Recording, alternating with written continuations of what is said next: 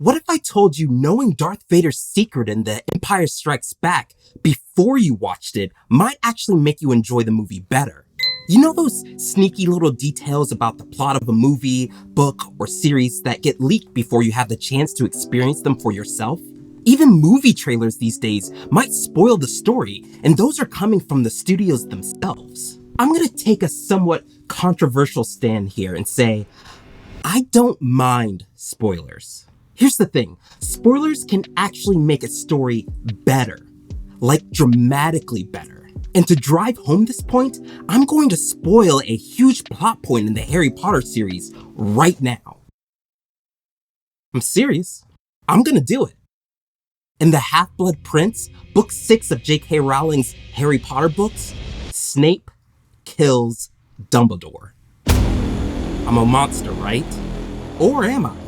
Let's discuss. Now, to be clear, I usually don't actively seek out spoilers. Like most people, I do enjoy the thrill of the unexpected, the surprise twist, the sudden revelation that makes you reevaluate everything you thought you knew about the story. There's definitely a unique sort of excitement in experiencing a story unfold in real time with no idea what might happen next. But most of the time, I don't really care if I know what happens or not. Not everyone agrees with me on this. In fact, most people despise spoilers. And I can understand why. I mean, anyone would be pretty upset if I spoiled the twist of this movie, or this movie, and especially this one. Well, I'm sure that one has been spoiled for you already if you haven't seen it yet. It's pretty common knowledge at this point. For many, the enjoyment of a story comes from the anticipation, the guessing game, the unexpected twists and turns. They crave the initial shock of a reveal, the emotional roller coaster, the uncertainty of not knowing what lies ahead. And spoilers might steal all of that away. But at the same time, having a story spoiled doesn't often diminish my enjoyment. Perhaps it's because after years of consuming narratives in various forms, I've developed a sort of sixth sense about where a story might be heading. Call it narrative intuition, if you will. Most stories have a familiar rhythm or cadence. Each genre has its tropes and conventions. Each storyteller has their pet themes and stylistic quirks. Often what's touted as a major spoiler is really just a confirmation of what I've already anticipated, based on the direction the story has been taking all along. In fact, in many cases, knowing the major plot points in advance can actually enhance my appreciation of the story. Suddenly, a narrative that was about suspense or mystery transforms into one about dramatic irony. When you know what's going to happen, every event, every conversation, every decision takes on a new layer of significance. You start seeing the foreshadowing, the subtle clues, the building blocks the author has carefully put in place, leading up to the big revelation. And really, isn't that what a well-written story is all about? If a story's value lies only in its ability to surprise or shock us, then it wouldn't stand up to rereads or rewatches. But a good story, a truly compelling narrative, is one that draws you in again and again, regardless of how well you know the plot. That big scene that I'm sure you already know about from The Empire Strikes Back still hits hard to this very day, even after dozens of rewatches. As someone who loves dissecting narratives and pulling them apart to see how they tick, spoilers can be a valuable tool. Knowing the destination allows me to focus more on the journey. Instead of being preoccupied with trying to figure out the plot, I can pay attention to other aspects. The craftsmanship of the prose, the vibrancy of the setting, the development of the characters, the thematic undertones.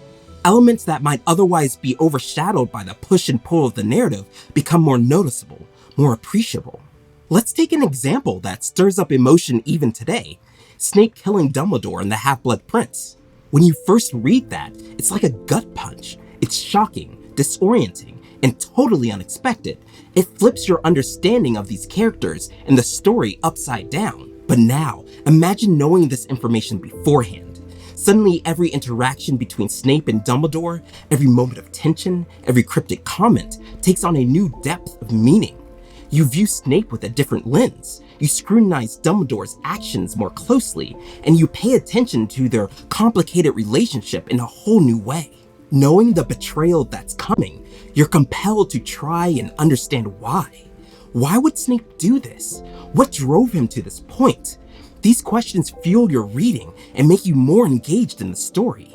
And then, When the moment comes, when Snape utters those chilling words, Avada Kedavra, it's not just shock you feel, it's the weight of inevitability, the tragic culmination of a complex web of relationships and motives. It's heartbreaking, yes, but it's also deeply, profoundly dramatic. Then, as you move on to the Deathly Hallows, you read with bated breath, waiting for the other shoe to drop, for the truth behind that fateful moment to be revealed. And when it finally is, when you learn about Snape's true allegiance, his love for Lily, his regret, and his sacrifice, the emotional impact is just as strong, if not stronger, because you've been anticipating it, because you've seen the signs and understood the foreshadowing. And isn't that a richer, more complex reading experience? The next time someone accidentally slips a major plot point, or you see a headline that says a bit too much, don't be too upset. It's an opportunity to enjoy the story in a new way. But I want to know how you feel about spoilers. Do they ruin the experience for you, or do you find value in them like I do? Let me know in the comments.